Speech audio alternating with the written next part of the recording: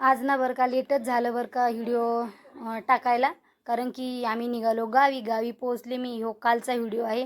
तर बॅगी वगैरे पॅक केल्या, माझं पण पूर्ण आवरलं. स्टेशनवरती आलो, आमची काही ट्रेन आली नव्हती. म्हटलं लगेच लवकर गेलेलंच बरं.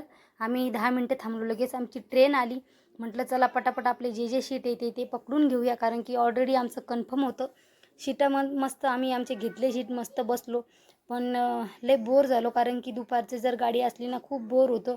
मुलं पण लय मस्ती करतात आणि जे ट्रेनमध्ये असतात वडापाव समोसावाले ते तर लय डोकं खातात.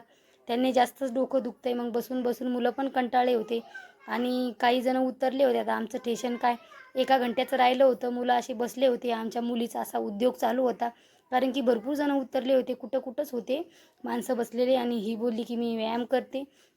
असा काही उद्योग चालू होता मुलीचा, आणि मुलगा शांत बसला, त्याचा झाला होता पण मुलीचा चालू होता.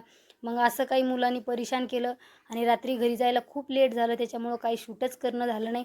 सकाळी मग लवकर उठलो, आंघोळ वगैरे झाली, चाय वगैरे सगळी झाली होती आणि स्वयंपाक करणं चालू होता आणि लवकर जायचं होतं, त्याच्यामुळे पटकन स्वयंपाकाला लागले होते बरं का. स्वयंपाक वगैरे झाला, म्हटलं आपण पटकन करून घेऊया आणि जिथं जायचं आहे तिथं पटकन जाऊया. आणि कारण की तिथं जाणं जरुरी होतं. भाजी झाली, सगळं झालं. चला आता भेटूया उद्याच्या ब्लॉगमध्ये. मोठा ब्लॉग